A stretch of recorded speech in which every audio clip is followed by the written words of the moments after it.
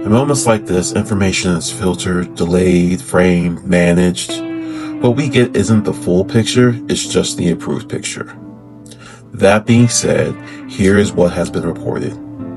According to the US and all the major media outlets, right, the United States carried out a military operation involving Venezuela that resulted in Nicolas Maduro being taken into custody. President Trump has indicated publicly that the authority over what happens next in Venezuela will be up to the United States. Venezuela's political transition, all up to the United States. The biggest thing, that oil. The United States now has control of that oil. Now there's confusion, both inside Venezuela and internationally, about who actually is controlling things right now in Venezuela.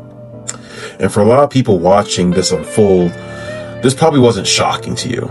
You saw it coming, you probably recognized it, because many of us knew this was coming.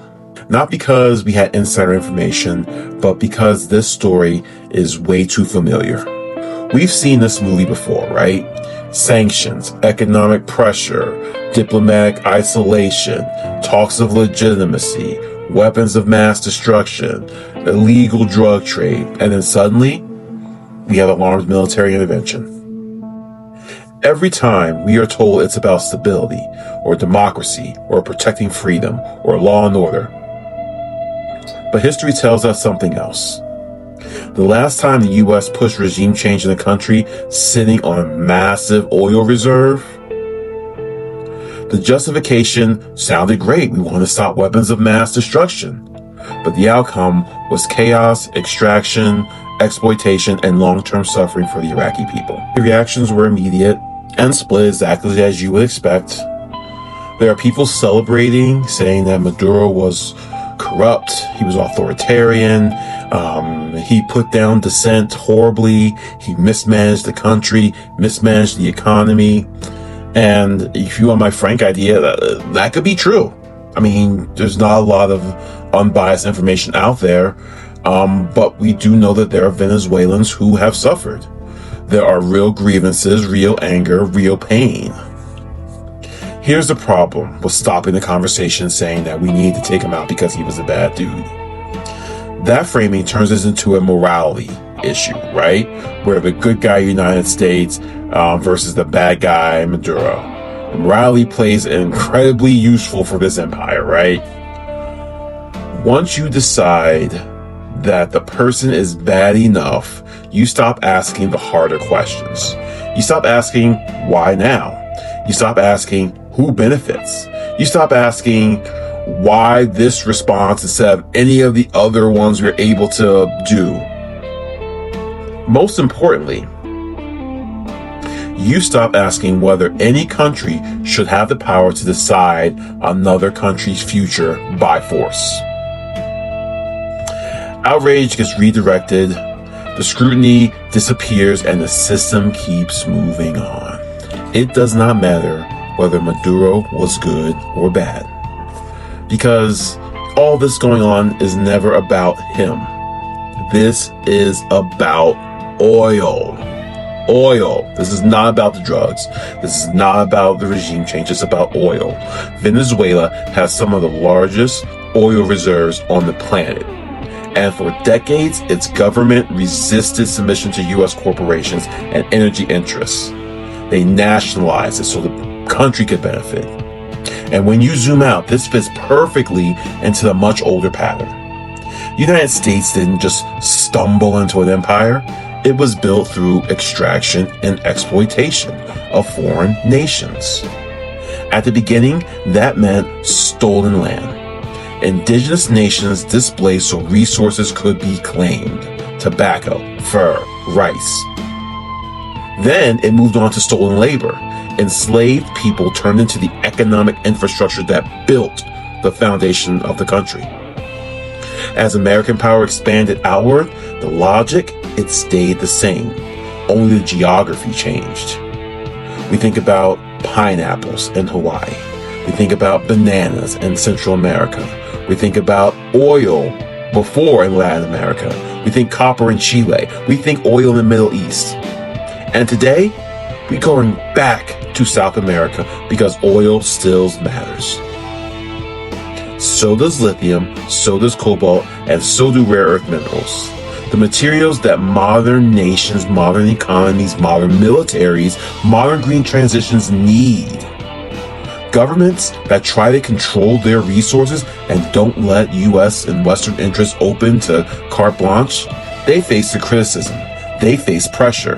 They face sanctions. They face destabilization. And when necessary, the U.S. will go in and remove it. This is not a symptom of the current president. All the presidents, all the parties have all bought into this game plan. That's why treating this moment as unprecedented, never before happening, misses the point. Misses the point entirely. This isn't a glitch in the system. What we are seeing is the system working exactly how it always has, exactly how it's intended to work. You can acknowledge Maduro could have caused harm and still reject the idea that the U.S. has the right to decide Venezuela's future. You can care about human rights without pretending that this imperialistic United States global power suddenly became a humanitarian nation. Because when you trace the line from land to labor to oils to minerals, one thing becomes clear. This isn't about one leader. This isn't about one country.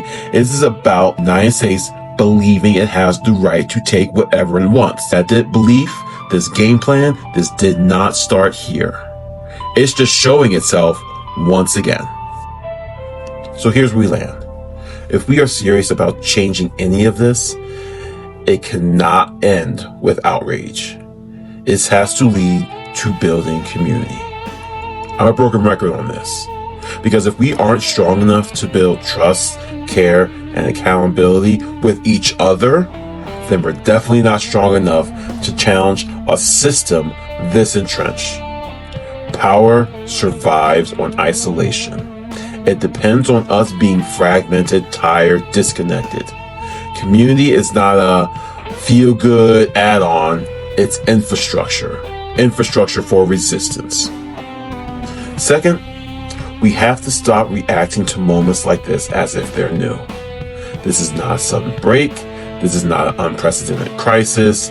This is United States running its tried and true playbook. Once you understand that, you stop being stunned and you start being strategic. You stop wasting your energy on denial and disbelief and yearning for a simpler time, and you start asking better questions about leverage, accountability, and long-term resistance. Finally, and this is the part I think a lot of people forget, because this isn't new, we are not starting from scratch. Generations before us faced this imperialistic nation built on extraction and exploitation. They didn't just suffer, they organized. We have unions, we have international solidarity, we have mutual aid. The previous generations built ideas and strategies and tools designed specifically to survive and challenge the system like this. So then our job isn't to reimagine and reinvent everything. Our job is to learn, adapt, and continue the struggle.